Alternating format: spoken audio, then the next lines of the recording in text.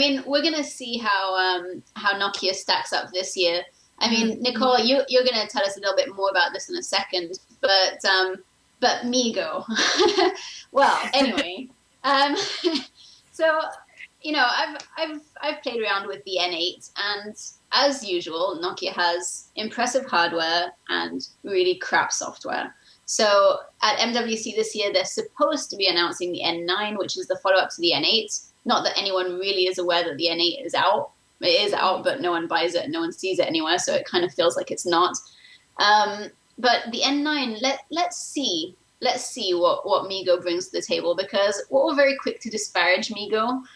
We call it no-go, I think, on some sites, but no-go. Yeah, Meego is a no. I haven't heard that before. A play on words, I don't get it.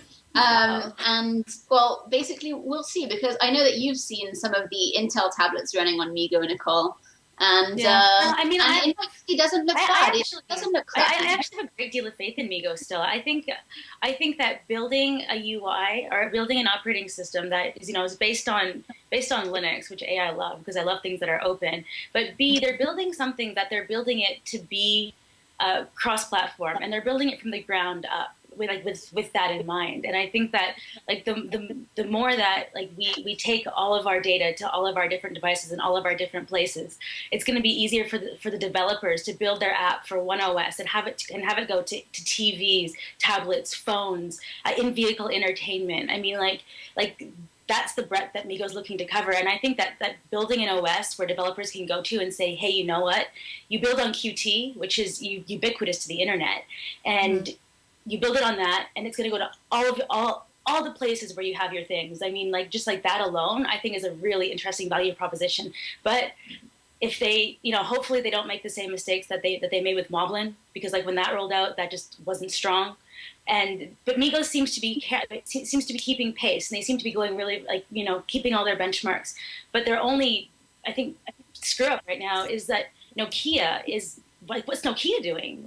Nokia won't really talk about it. They're like, oh, well, Symbian, we like Symbian. And they don't really seem to have a strong direction on where they're taking it. And honestly, I would like to see Meego team up with HP, because they're both based on the same kind of Linux operating system back end, right? So I think if HP and Meego got together, I think that would be a really, really interesting, WebOS and Meego. I think them teaming up would be way more interesting than what Meego's doing with Nokia right now. So that's but I have faith in Nokia. I think Nokia is going to pull themselves back up. I mean, they have this new CEO. He's going to fire everyone on Friday in London, which I'm excited to see how that rolls out.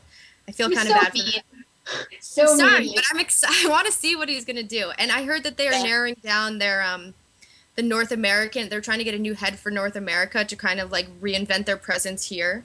So I'm really excited who they're going to hire, and if this person's actually going to do work and actually introduce something cool. So I have faith in Nokia, guys.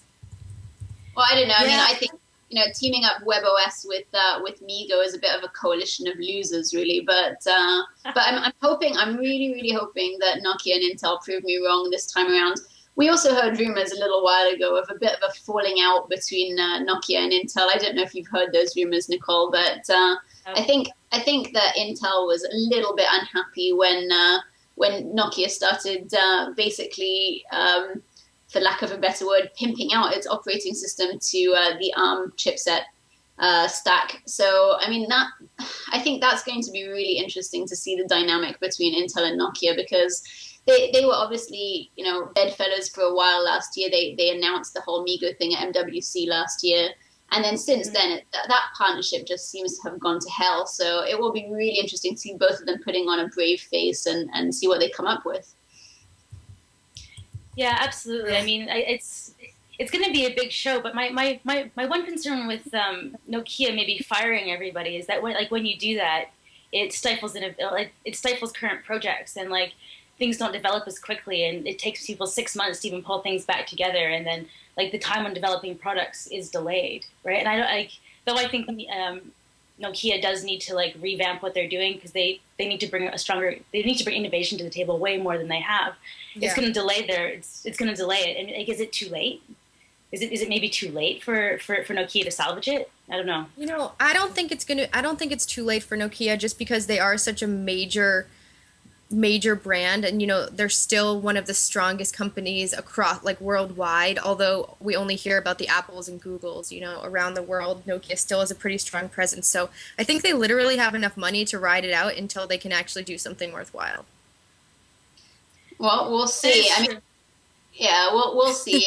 I'm interested. I'm interested to see the Meego Pavilion and see what kind of apps they have, and what kind of developer interest they're getting. Because at the end of the day, as Rim very well knows, if you can't get the developers' attention, then you're not going to have exciting apps. And without exciting apps, no one wants your phone. It's just a fact at the end of the day. And what's really held Nokia back has been its Ovi store. I mean, it's just, or Ovi store, whatever it's called. It is pretty crappy, and no one wants to develop for that. I mean, you ask developers today, they say, oh, I've got an app, and you say, okay, is it coming out in Android? Oh, it's coming out in Android in a few weeks. First, we're releasing for iPhone, then we're releasing for Android. Then you say, okay, what else are you releasing for Android? But no one says, oh, we're developing for Symbian, or we're developing for Meego. I mean, seriously. So, I mean, that's where Nokia really has to overcome the difficulties there. It's converting app developers and saying, look, guys, we've got a platform that's awesome. Why don't you use it? And if the developers start coming over in floods and in droves to Meego, then you're going to see people adopting Meego devices. But without those developers, they've got nothing. Interesting. Yeah, I was actually a really, really big fan of Nokia's N-Gage. Like when they came out with that, and like it was high end gaming on phones, and like they really developed, like cultivated a really cool community of developers, and then it didn't really go anywhere because it was too early. Yeah, but I mean it was so clunky though, Nicole, and to hold it was like the most awkward sort of gaming thing ever.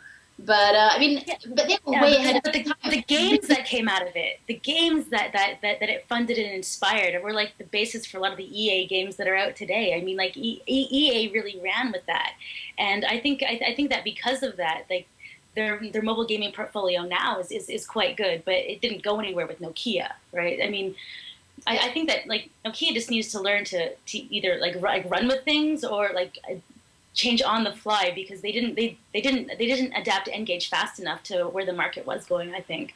Yeah. So I don't know, Nokia, what's going to happen with them? Maybe we should take a poll. Maybe we should take votes on like what people think is going to happen with Nokia. Give a prize to the closest commenter. No, it's definitely going to be an interesting one, and every analyst that you talk to, or that we talk to as journalists, we just mentioned the word Nokia, and they sigh, and they look at you as if, do you really want me to answer that question? But we'll see. It's it's not as if you can't come back from the dead. Look at Motorola. So maybe Nokia just needs to stick Android on their amazing hardware, and maybe they'll be back in the game. And maybe they'll overtake the Motorolas and Samsungs of this world. Maybe they'll knock HTC out of the water. Who knows?